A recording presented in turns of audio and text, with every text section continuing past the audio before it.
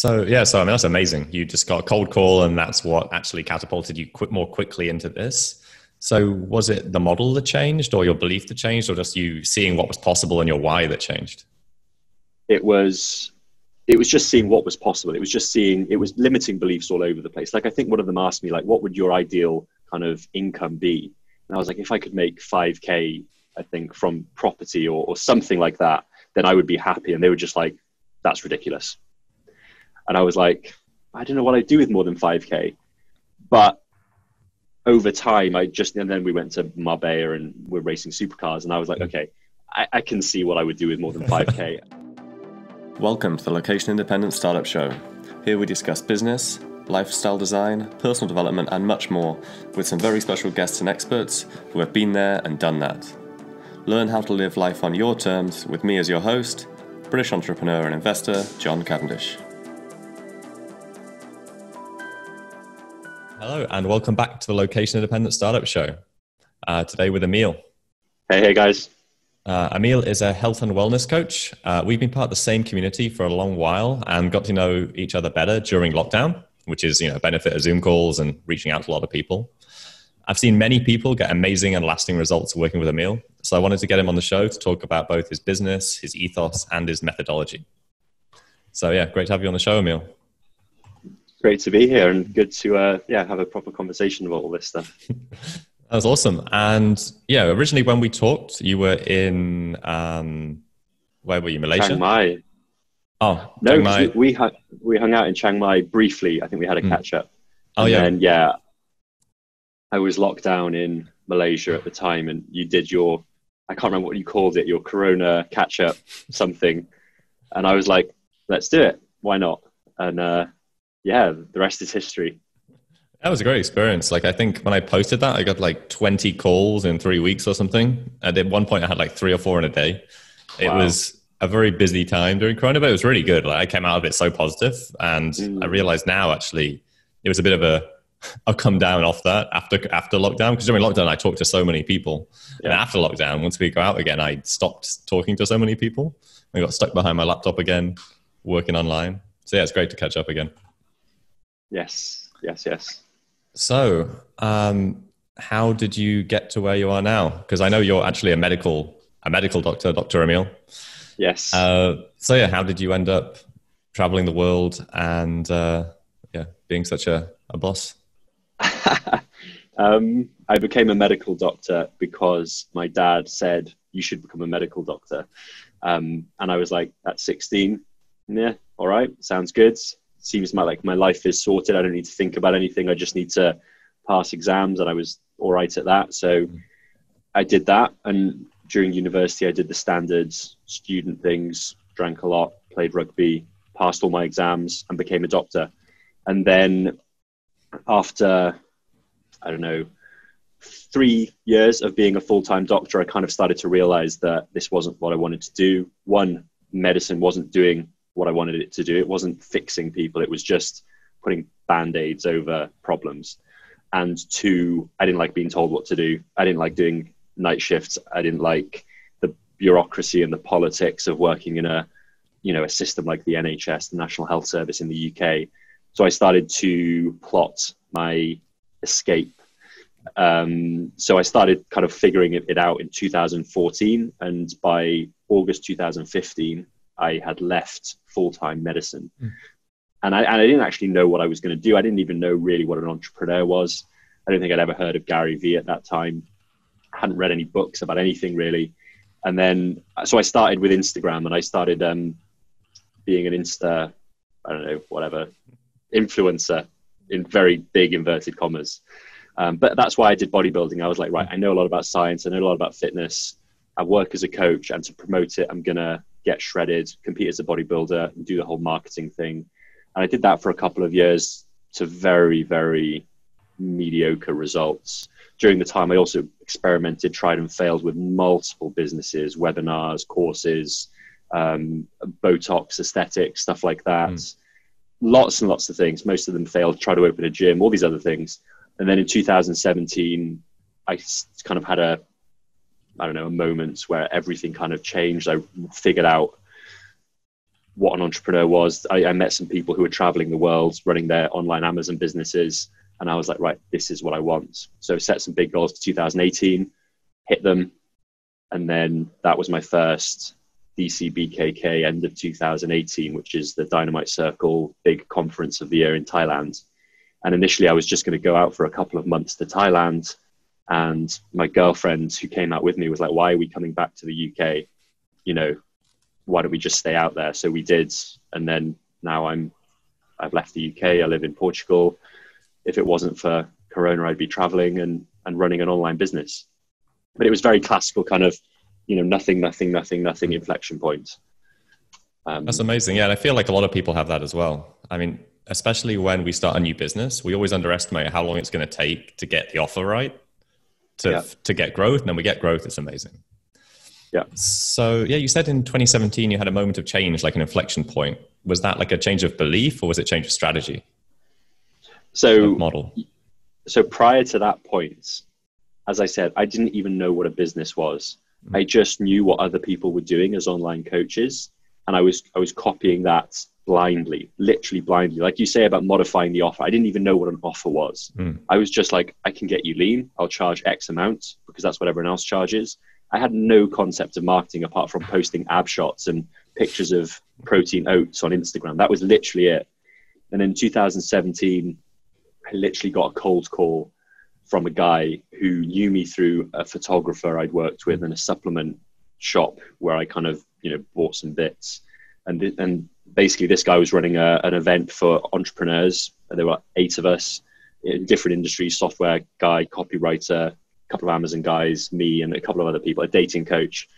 And he invited me to this event in Italy for 4 days just to hang out and learn from each other. As I said, cold call. He didn't know me. I didn't know him. And I kind of said, let's do it. And that basically blew my mind. And that 3-4 day trip ended up a 3-week road trip across Europe from Italy to Spain, where I then hung out with 30 other entrepreneurs, Amazon guys who were literally flying in from all over the world. We were racing supercars. We were, you know, we spent a day on a yacht and then got a dinghy into a club and were like partying. And I was just sitting there shitting myself, hosing cash that I didn't have. Just like, I don't know what this world is, but I want it. And actually the point was when the guys said, right, we want you to coach us. We want to pay you 10 times what I was charging at the time. And we want you to come to this event in Marbella. It's going to be 3 weeks commitment. And I so easily could have said no, because I had, you know, medical shifts I had to do. I was talking at an event. I had all these other commitments. I easily could have made the excuse, but I knew if I said no, I was saying no to the life that I wanted and didn't even know I wanted. So I said yes. And as I said, the whole time I was just shitting myself. But it changed my life. Totally changed my life. So, yeah, I mean, that's amazing. You just got a cold call and that's what actually catapulted you more quickly into this. So was it the model that changed or your belief that changed or just you seeing what was possible and your why that changed? It was seeing what was possible. I mean, the model changed by definition because the old model just didn't work. But it was just seeing what was possible. It was limiting beliefs all over the place. Like I think one of them asked me, like, what would your ideal kind of income be? And I was like, if I could make 5K, I think from property or something like that, then I would be happy. And they were just like, that's ridiculous. And I was like, I don't know what I'd do with more than 5K. But over time, and then we went to Marbella and we're racing supercars. And I was like, okay, I can see what I would do with more than 5K. So it was simple as that. And actually my goal for the year after was to make more money. And I made a shitload more money, but it was time for time. And I was basically working more as a doctor. I was doing like locum shifts. I was doing bits and bobs. I had loads of random hustles going and I earned a large amount of money, but I was working constantly. It wasn't a business. It was me just working more. And that was 2018. And in 2019, I really started. I got a business mentor in March 2019. And then that was a second inflection point. So the first one was September 2017. The second one was March 2019. Yeah. That's you awesome. have 2 inflection points? Yeah, of course. Yeah. I mean, you can have many inflection points over your entire life, don't you? Like meeting a woman, graduating uni, figuring out what you want to do. There's probably, I think everyone, they say, has like at least 7 inflection points, and you can actually map them on a graph if it's a good point or a bad point, because there's many negative and many positive. So yeah, I mean, it's funny you should say that, because I had the exact same experience, like coming out to Vietnam. Like if I could only make 2K a month on the internet, I could like support my basic living costs so that I could do something else. And then, you know, I started growing other businesses, FBA. And then I think the difficult thing there though is like changing it from that mentality. If I can only make 2K, if I can only make 5K, if I can only make 20, if I can only make 30, if I can only make 200K a month, like it just goes on forever if there's no reason to, reason to be, there's no real goal, because the number becomes the goal, like you said in 2018, and then you just work for the number. Yeah. And there's no life outside of that. There's no reason for it. It's just a number. I remember my goal originally was, if I can put 20 grand, you know, in the UK in my bank account, then I've got a buffer. So if anything goes wrong, I don't need to go and get a job again. Yeah. And then when you pass that number, you just set yourself another number, don't you? Yep. And there's no reason behind it. So I think that's super important and a good lesson for a lot of people. So there's a few things actually you said there. You said you just wanted to pass it, you know, you knew how to pass exams, so you did medicine. And I did engineering because of the same thing. You know, I knew how to pass exams. I realized that, I was good at those subjects, so I did engineering. I always thought medical doctors weren't like me, and they actually had a reason to do it. So that's very interesting. And once you got into medicine, how did you get out? Because I know people that are watching in the US will think you're in hundreds of thousands of dollars of debt. You're just in the same amount of debt as, I guess, everybody else. But I always felt medicine was even more of golden handcuffs than anything else, because you're super well qualified and you know what you can do, but you have to do medicine. Yeah. So what was your mindset around that? So first off, I actually really enjoyed being a doctor. I worked in ER after I left full time. I worked in ER for a number of years to kind of soften the transition from 2015 to 2019. I literally did shifts last year. And I loved emergencies. When shit hit the fan, I was in my element. And I worked a lot of night shifts, and I, kind of ran the ER department from the doctor side. Absolutely loved it. But then, and that was maybe 10 or 15% of the time. The rest of the time, total bullshit. So that was enough for me. Like, I like this, but it's not exactly what I want to do. So the way I kind of left, first off, we are in quite a lot of debt in the UK, but nowhere near as much as in the States. I think there's grants for the last few years in university. So I think I did my degrees before a certain cutoff where they suddenly tripled the price of. Yeah, I think we're in the same one. We got the 3K a month when they charge us about. Yeah, we're in the band between the 1 and the 10. Exactly. Yeah. And I mean, ultimately, I have about, I think, £4,000 of student debt left, which I'm just considering paying off just to get it done. And that's not through any special like overpaying or anything. That's just me ignoring it for the last, however many years. Anyway, it's not much. The bigger thing, however, for doctors is that it's a conveyor belt with high sides. So you just kind of, you can't get off easily because you're trapped in a mindset kind of thing. You feel there's this like sunk cost bias. Yeah. You've spent 6 years in university and you just don't do that. You don't leave. You're well paid. You've got a good respected job, status, all this other stuff. And as I said, when you need to apply for a new job, they send you an email. They say, you need to apply. This is what you need to do. Click this button. You almost can't not do it. So, and everyone is totally terrified. And the other big thing is people get on this, there's the actual career conveyor belt, but also doctors start buying stuff because they know they've got a salary. They know that it's going to go up. They know what they're going to earn. They know everything. So they start buying a house, which they know they can afford in 3 years' time, which means they're trapped because if they stop working or take a risk, they're not going to be able to afford it. They buy a car, which is maxed out. And very often, and I don't want to generalize or stereotype, but very often doctors are skint. They're living right on the edge because they're competing with each other and the Joneses and whatever else. So they haven't got any wiggle room. And then they're doing extra shifts to cover their income. So they haven't got any time to do anything else. Thankfully for me, I bought a house, but it was well within my means. I bought a car, but I bought it pretty much outright, and it was an old BMW. So I wasn't shackled. And actually, when I left, I was doing ER shifts. So I still had a regular income, and there was some fear. There was a lot of fear, but I was still, and I tricked myself. I said, I'm going to do this for a year, and then I can always go back, and it's easy enough. And then it was 2 years, and then it was 3 years, up until literally last year. And then it was literally Corona that caused me to actually leave fully and say, I'm never going to go back. My business is big enough and stable enough. I've got multiple sources of income. I've got enough cash in the bank, and I've left the UK now. I'm not going back. So it was a multi-layered process that happened gradually over time. I'm not going to pretend I suddenly had, a spark of courage and decided to leave. It was very planned, basically. Yeah, and I think that's how a lot of people do it. Like, everyone thinks, like, people hear these stories of people quitting their jobs and just going out on their own and eating ramen noodles. But most people I know didn't do that either. We took steps, we started something on the side, and then it grew. Yeah. Exactly. But it's interesting you talk about like lifestyle inflation, because I was reading an article and it said like a third of doctors in the US, this is in the US where money's even bigger, that earn $300K a year, don't have any savings. Yeah. And I found that incredible, because somebody else who's earning $40K a year would think, oh, I'm going to be so rich if I have $300,000. But yeah, just gets eaten up by all of this stuff. Yeah. And it's literally, that's my experience with doctors. They just tend to be, they've got, I really don't like to generalize, but there is potentially a poor money mindset with doctors. I don't know, scarcity, I don't know, whatever it is, or if it's just a normal mindset. But yeah, as you say, people are living on edge, even as their salary goes up year on year.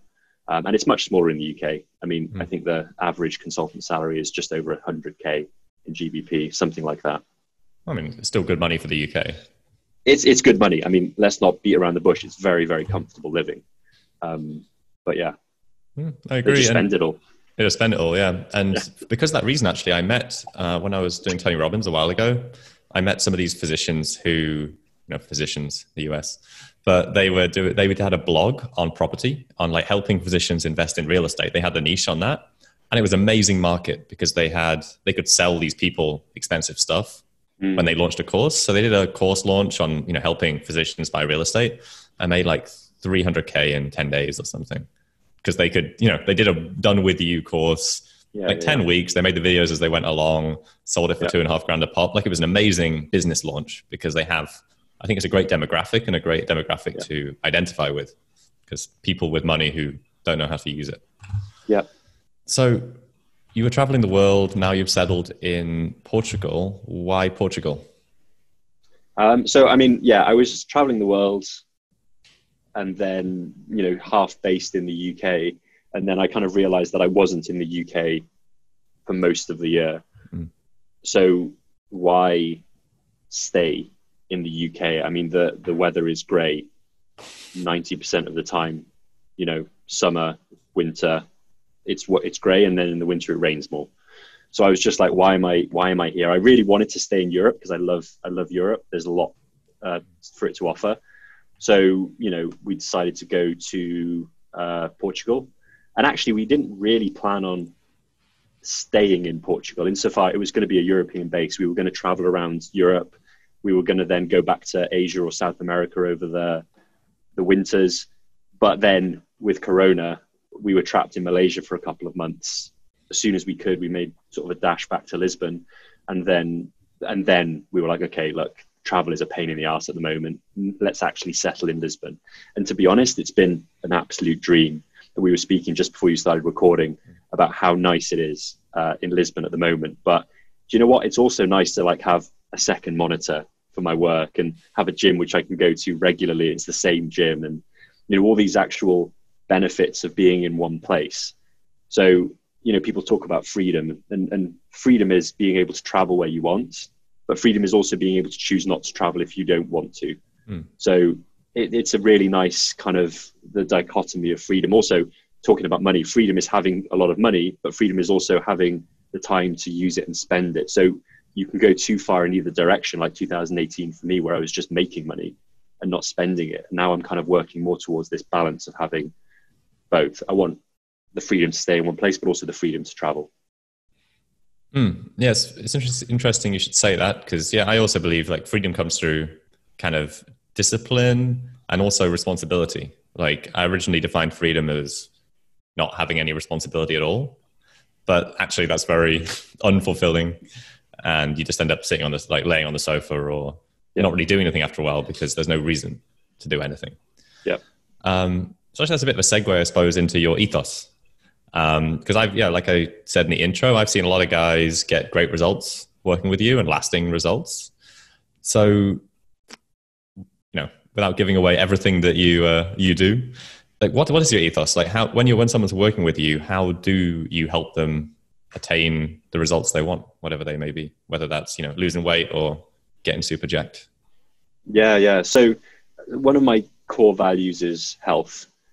And for me, health is the foundation for achieving anything else. My other two values are growth and freedom. And health interacts strongly with both of those. You can't really have either of those without a base of health. You can trick yourself and kind of hustle for years building a business and neglecting your health, but it will catch up with you. So anyway, health is a total base. So that's what I kind of shoot to help people with. That's my area of expertise. I've been doing it for I started working in a gym at 18. I'm 33 now, so it's been a long time. And a lot of the industry is focused on rapid change, and they don't actually care about sustaining it. They just want I dropped 20 pounds. Here's the before and after, boom. And then they disappear, and then the person goes back to where they were before or worse. And this is what happens, I would say, 90% of the time. Most people fail in the long term. So I was like, right, I want to actually help people succeed in the long term, because again, coming from medicine, if someone had high cholesterol, they took a pill and it fixed it. And I left because I wanted to actually help people actually fix it. And you don't do that with 20 pounds drop and which they regain. You do that with 20 pounds drop, with a regular exercise habit, with, really enjoying the process and just building and layering on these habits, which you do for the rest of your life. That's how you drop someone's cholesterol for good. So that's what I shoot for. That's my basic fundamental ethos. And, the way to achieve that is not by changing your life overnight. It's not by going keto overnight or doing a boot camp and suddenly going from 0 to 7 sessions a week, because it's not sustainable. It's not real. That is not who you are as a person. It may be in the future, but it isn't right now. Your identity is totally averse to that. You can force it through willpower, but you can't sustain it. So for me, it's all about finding the minimum effective dose to start with, to start making change and start seeing progress. And then from there, you just layer on change super, super slowly, super, super gradually, with the assumption that, it's going to be a rocky ride. There's going to be, steps backwards. But over this whole time, you're building up this new identity. And then once people reach their goal, whatever it is, 20 pounds down, they've also achieved enough of their new identity, a critical mass of identity, that they can sustain this forever. And they just keep building on it. They just keep building on it. So yeah, there's two processes. One is dropping 20 pounds. That's what we sell. That's what people think they want. But in the background, we're constantly working on this identity shift and long-term sustainability. And people go crazy. They've dropped like 3 pounds. And I'm like, you need to think about the sustainability. And they're like, I've got another 20 pounds to drop. And I'm like, that will happen. That's easy. You can do that. I know. I'm not even worried about that. This is the bit I'm worried about. Because when you finish, I want to catch up with you in 6 or 12 months' time, and for you to be in even better shape than when we finished, because you've evolved further. That's what I want to achieve. So that's my ethos summarized. Oh, I like it. It's good. So you basically identity shift. It has to be. It has to be. So how does someone change their identity? Through action and building confidence through wins. So, the first week, it'll be, right, let's do X, Y, Z. It could be have a few less beers, start walking a little bit more, and eat some more vegetables, literally anything. And this is a partnership. So we decide together. And in that first week, they drop a pound or two. And every time they perform one of those actions, it's a vote for their new identity. And then as they get these wins and they see progress, they start to build confidence. And over time, you get more wins. The wins become bigger. You build more confidence. And that is identity shift. And when you fuck up, it's a vote in the wrong direction. But as long as more of the votes are in the right direction, and that negative vote doesn't cause you to think, I don't care, I'm done with this isn't working, then you will change your identity over time. Atomic Habits is a book that goes into great detail with this. I send it to all my clients if they haven't read it. And even if they have, I just say, just read it again. It's not about nutrition in the slightest, but now that you can see what we're trying to achieve, there's a lot of overlap. Yeah, so I listened to Atomic Habits recently as well, and it talks about tracking different things. So what are the things you track? So with tracking, you can go to the nth degree, you can go infinitely into it.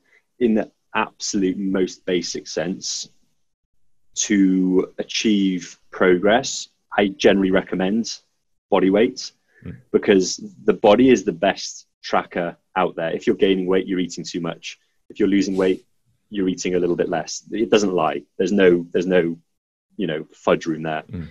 So body weight, energy intake, so tracking your food. And a lot of people kind of repulse at that, but I just think of it as a course in life and a course in your body.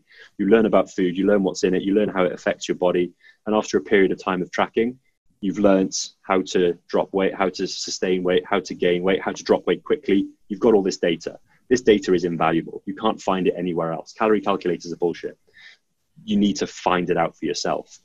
And tracking isn't forever. It's just a tool to, one, learn, and two, to get you to your goal as quickly as possible. So body weight and calories, you could get away with just those two. And then if you wanted a few more, maybe protein intake and exercise as a very qualitative description. Don't track calories for exercise. It's really bad. Just kind of 30 minutes of weights, 20 minutes of swimming, 40 minutes of cycling. That's all you need, really. So that's the absolute basics, and you can then expand it as much as you want. That's interesting. And I always find it's interesting seeing some of your before and afters, not yours, but other people's. When yours before and afters are awesome as well, though. So we could actually insert a screenshot of that from when you went from like a huge power lifter to like super ripped. Yep. Of actually like how much weight people actually lose, and how much bigger they look after they've lost a load of weight. Yep. Because I'm always surprised how light people are when they're lean compared to like the average weight of somebody. Yeah. Yeah. So don't mistake when I say it's all about identity shift and minimum effective dose. Don't mistake that with poor results or not getting to your goal quickly. Like the people I work with get to their goals at crazy rates, like a kilo or 2 pounds a week for some people. And I'm almost like trying to put the brakes on, because I know we're a borderline unsustainable here, but people crush it. And then because of this background work, they sustain it as well. So yeah, there's some pretty crazy transformations that people get. But the key is, like, one guy, one of my most impressive guys, he dropped 30 kilos. What's that? 60 pounds, something like that. And I'm still working with him 2 years later. And not only has he sustained it, he's now jacked. He's like deadlifting over 100 kilos. And he's never been to the gym before in his life, broke his back, had a proper injury. And now he's like totally crushing it. Like, that's life-changing. That's totally life-changing. That's awesome. Yeah. I've seen those pics too. Very cool. So what's your daily routine? You seem like a routine driven guy. Maybe? Yeah. Am I wrong? Yeah. No, you're entirely right. And the thing with my lifestyle and I find entrepreneurs in general is our lives are a little bit crazy. There's a lot of randomness, especially when you're running a worldwide business. Sometimes you have calls early in the morning. Sometimes they finish late at night. The days are chaos. So a routine is a great thing, but you don't want to get so hung up on it that you fail to just do the basics that you need to do. So I have a routine, as in it's written out, and these are the things I'm going to do. And it's things like journaling, having a protein shake, going for a walk, meditating, all this kind of stuff. And I think I probably hit it all perfectly in order for the right amount of time, twice a year. But most of the time I hit most of it enough. And that's the key. It's Tim Ferriss kind of talks about it. It's like, yeah, you've got all these things that you want to do, but let's get some easy wins. Let's get some basics and just hit enough of them most of the time. So that's kind of what I shoot for. And I really don't beat myself up if I don't get it perfectly, because then you're losing any apparent benefits of your routine because of the stress that you're creating by not hitting it perfectly. Like, it doesn't matter if you meditate for 3 minutes, 4 minutes, or 5 minutes. The fact that you've stopped to breathe for a minute is infinitely more useful. If you miss it for a day, it's really not the end of the world, as long as you're doing it 80 or 90% of the time.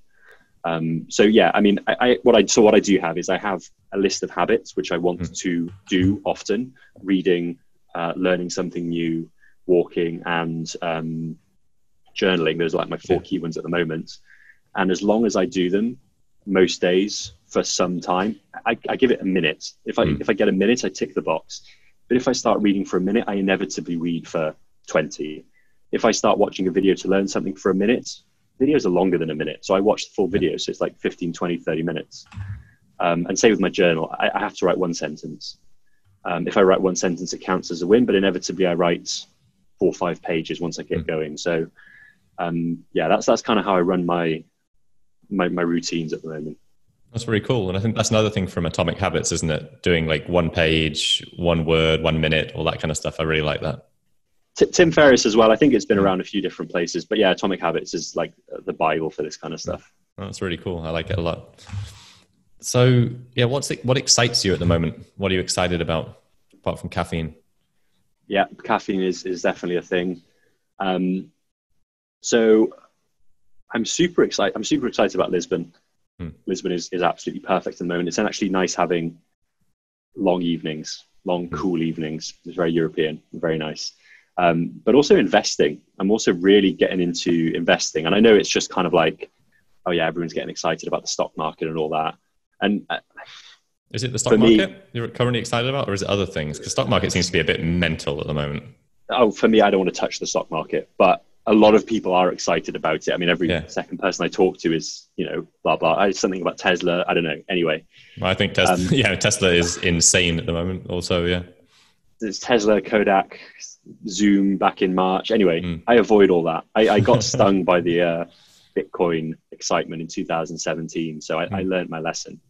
But, as businesses kind of, the second inflection point of March 2019, last year, I've started to, have some money to invest. So it's become an interesting thing, especially, with the stock market going crazy and quantitative easing and, COVID and whatever else. So I've taken a big interest in it, and I like doing it. I like thinking about it. And actually that's kind of, what's the word? Enhanced by the fact that, we talk about doctors spending all of their money. I'm a huge fan of relative minimalism. So I'm a huge fan of not spending all my money and actually living a very similar lifestyle, even as my income goes up, which means then that there's a lot of cash to invest and to do things with.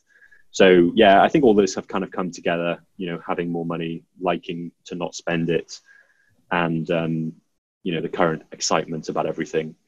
That, I'm quite enjoying it. And, crypto for me is a very logical, interesting, I mean, it's the future of money as far as I'm concerned. So it's a no-brainer. I'm not investing to make a load of money from it. I'm investing because this is the way money is going. So it's crypto that you're mainly into now. Crypto and metals. Okay. It's much more about wealth preservation for me than it is about, speculating and making money. Like my biggest investment at the moment is me and my business. Like I will spend as much money as it takes for me, my learning coaches and my business, because the ROI is insane, much better than, anything I could put in the market. So it's more about doubling down on that while investing in things which will preserve my wealth. However, crypto and metals are also, if anyone's following it in the slightest, are also very likely to increase in the next, 5-10 years significantly. So that's a nice bonus. I agree. I was umming and ahhing during lockdown, not knowing what to do. And I kind of also chose crypto and metals because I also, sounds like similar to you, got FOMO in 2017, didn't really know what I was doing, didn't really lose much, but didn't gain anything much either. I decided to dollar cost average every month into crypto and metals as a hedge against whatever's going to happen because metals, if everyone tracks it, metals are up 50% in the last 6 months. But they can still go up further because of all the quantitative easing and the fact that nobody knows what's going on in the world right now. So I agree. I think it's a great strategy. Anything else you want to share, really, or anything you'd like to share with the listeners? It's okay if not, it's just putting you on the spot right now. Yeah. I don't know. I don't think so. Nothing's crazy, nothing magical. So yeah, I mean, how can people find you? How can people work with you? Okay, so Emil Goliath on Facebook or Project Goliath on Instagram. My website is dremil.com, DOCTOR Emil.com. And then basically you can reach out on any of those. To be honest, I'm super happy to talk about this stuff anyway. I just like talking about it. But if you do want to kind of go to the next level and work with me, then, you know, reach out, let's jump on a call and I can talk you through the options. I recently launched an academy, which is basically like my previous coaching, but better, as in I've brought in experts to kind of cover gaps in my knowledge. So it's just an upgraded version. So that's really, really cool at the moment. We launched about 4 weeks ago. We've got, we've kind of ironed out the initial kinks and now it's open to the public. So yeah. That's awesome. Yeah. I also watched your mastermind calls, which are really cool. And I took a lot away from that and lost some weight from after lockdown. And if people want those, I've got them all recorded, you know, reach out. There's, I think, probably 5 or 6 hours of footage where I say I literally give away everything. Like I can tell you everything you need to know and a percentage of people will succeed from it. And then the actual week to week accountability and, you know, the identity shifts that I literally can't convey over a video. I have to be talking one-to-one with people. So I'll give you everything I can. And the rest is, yeah. That's awesome. And I would highly recommend anyone that's watching to contact Emil and get all that stuff because I've got a lot of value from it. So I will do that. Yeah, so thanks for coming on the show, Emil. And actually, we chatted before. I'd love to come and visit in Portugal sometime whenever we can get clear. Yeah, please do. Please do. It's perfect right now. It's so good. Yeah, cool. All right, thank you for having me. Thanks for coming and talk to you again soon. Cheers, dude. Bye-bye. Catch you soon.